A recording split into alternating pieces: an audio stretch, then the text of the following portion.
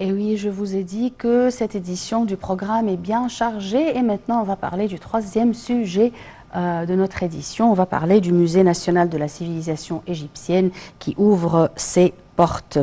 Il va ouvrir ses portes à El Fostat dans la partie ancienne du Caire.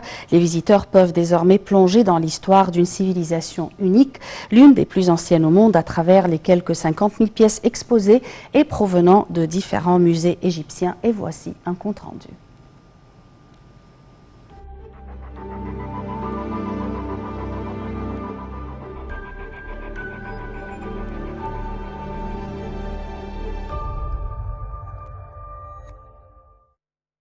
Le Musée national de la civilisation égyptienne a ouvert ses portes à El Fostat dans la partie ancienne du Caire.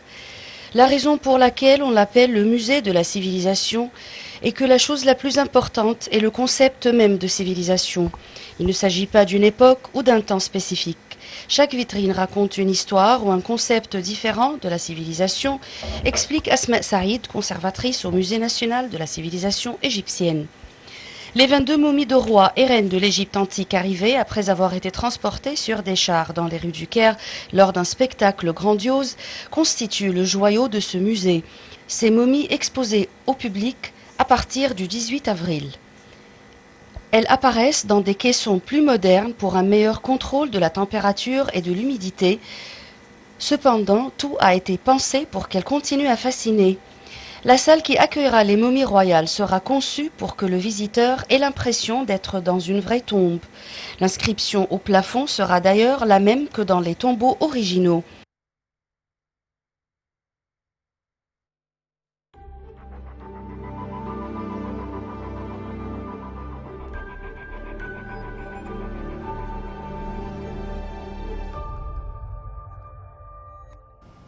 Une date très bien choisie, le 18 avril, qui est la date de la Journée internationale de la civilisation humaine. Le nouveau musée national de la civilisation égyptien sera inauguré en cette journée. Et pour mieux parler de ce sujet, on a le plaisir d'accueillir au bout du fil Madame Nagia Fanous, ex-directrice au musée du Caire. Bonjour.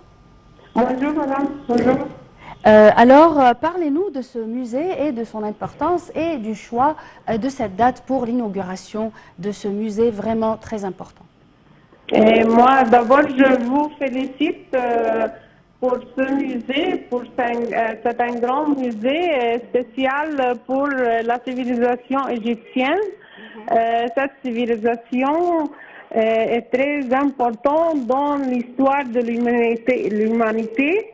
Et aussi, il contient des différents objets qui nous racontent l'histoire de l'Égypte, de la civilisation de l'Égypte ancienne, depuis la période prédynastique jusqu'à les périodes modernes.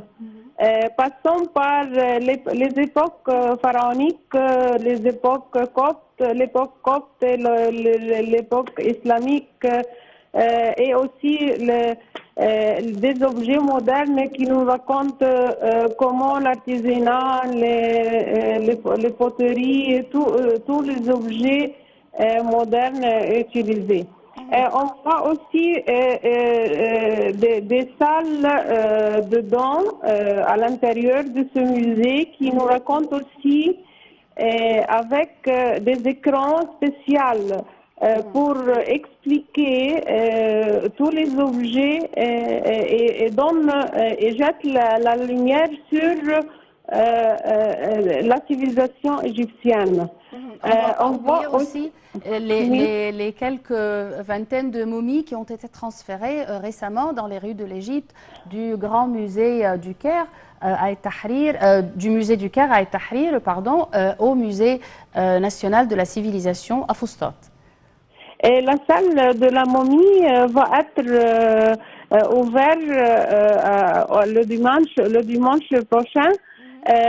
On va voir les 22 momies des grands rois, des grands pharaons et 4 reines de l'Égypte ancienne.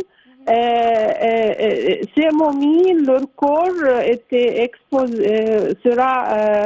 seront exposés à l'intérieur des vitrines qui ont en fait spéciales pour ces 22 momies.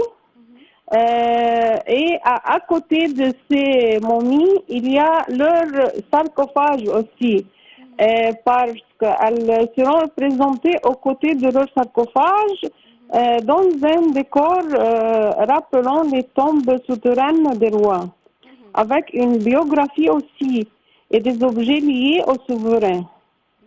Le caractère macabre des momies à part le passé rebuté plus d'un visiteur aussi.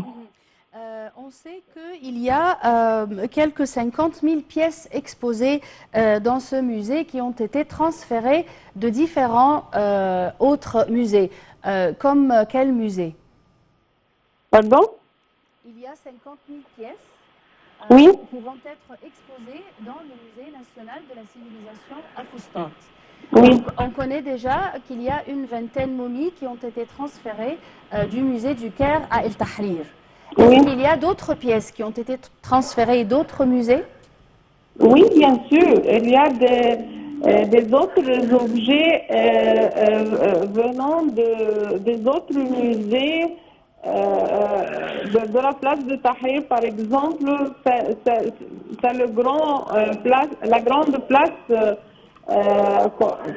et plein des objets ont été transférés pour le musée de la civilisation, aussi des autres musées et des autres aussi sites archéologiques, pas seulement des musées. Ils ont transféré aussi à travers des grands sites archéologiques jusqu'à pour exposer au musée de la civilisation à Fustat. Directement. Oui. D'accord. Et quelles sont les pièces les plus importantes qu'on peut aller voir dans ce musée, à part les momies royales? À part les momies royales, vous pouvez voir, par exemple, les poteries des différentes époques. Depuis les époques prédynastiques, c'est très important parce que cette période, c'est très important pour l'histoire de l'humanité. Aussi, des autres différentes, par exemple, des textiles et comment ils font les textiles par les artisanats, les différentes pièces qui nous montrent comment ils ont fait ce genre de textiles, par exemple, et comment les autres, comment ils font les couleurs de ces textiles aussi. Il y a aussi des chars et des bijoux qu'on peut le voir. Il y a aussi une salle d'exposition était montrée plus de 450 pièces dans cette salle. On l'appelle la salle temporaire à côté de la salle de la momie, à part de la salle de la momie aussi. Oui. Et avec une façon moderne, avec des écrans, avec des façons biographie pour expliquer bien, donner la description de chaque objet, aussi l'histoire de ces objets. On voit aussi des statues, des statues et aussi des statues modernes. Oui. Pas seulement des époques anciennes. Et concernant le musée du Caire à la place Tahrir, quels seront les objets les plus importants qui seront exposés là-bas, à part la collection de Yoya et Toya? Il y a des travaux pour exposer aussi les objets de la site archéologique qui s'appelle Tanis, Tan el-Hagar. ces objets, il y a des travaux avec la coopération de l'Union européenne avec et aussi quelques musées, quelques grands musées comme le musée de Louvre, le British Museum et le musée de Berlin, etc.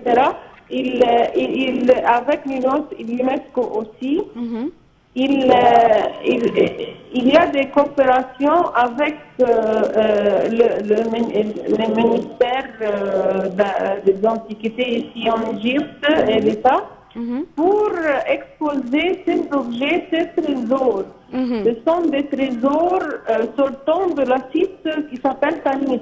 Oui, bien sûr. Vous connaissez bien qu'il y a, par exemple, les expositions du roi qui s'appelle Sénès Ier Oui. et Shashank et la période tardive depuis la période de la 21e.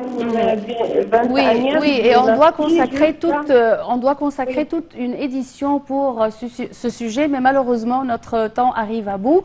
Madame Nagia Fanous, ex-directrice au musée du Caire, merci pour vos explications.